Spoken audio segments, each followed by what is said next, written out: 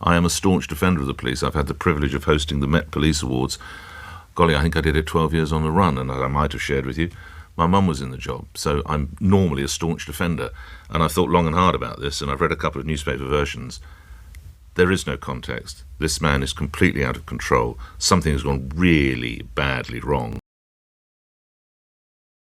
So I'm with Ahmad and Fahid here. They were released not long ago from Cheadle police station. They then had to make their own way to the hospital.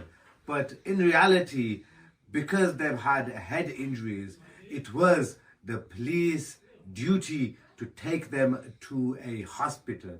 But nevertheless, they made their own way. And now I've documented their injuries, and we are headed to Rochdale police station to make a formal complaint of assault and wounding against the police officers that have assaulted both Fahir and Ahmad and their elderly mother, who was just there as a bystander. So we'll keep you updated, inshallah. To be in that situation where it got to armed response, but if they're the nearest there's blokes, more to it. And I know they should never have done what they did.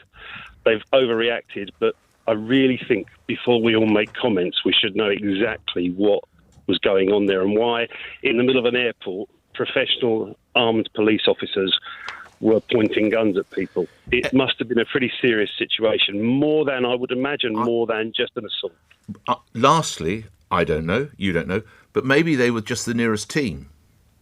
Because I don't know if you've ever been on an aircraft where police have been called because of... I was once on an aircraft that never took off. I spent 6 hours effectively sitting in the woods in Gatwick. We never did take off for Italy for reasons I won't bore you with. We might not have taken off, but it kicked off on the plane and some people behaved in an appalling fashion. When we came back to Gatwick, having never taken off, it was armed... I mean, it was a bit ugly, but it was armed police who were waiting for us. I think they were just the nearest team. They were just the nearest They blokes. might have been armed, but would they have actually pulled... Would they have pulled the weapons out of their holsters and been aiming them at people? No, they were just the air crew had identified the people who behaved in an absolutely reprehensible fashion, and they were talking to them as I got off the plane. Quite rightly. And no, they weren't the fact pointing that guns. they were armed officers would be sufficient to probably get the people to calm down. But I think a lot of the cops. How many cops? I mean, this is interesting, Mark. I don't see many cops in airports who haven't got guns. In fact, no, I agree with you. But how often do they pull them and actually unholster them and literally point them at people ready to shoot them? There must have been something more than just an assault going on here.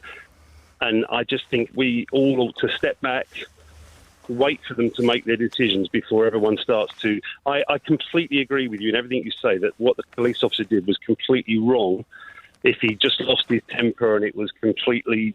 it was overkill. Well, there seems to be a new development, Mark, thank you, because initially this morning the officer involved was removed from operational duties,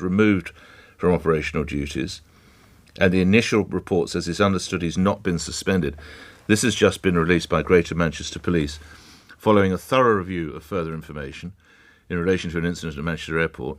Greater Manchester Police has suspended a police officer from all duties. Perhaps they were listening.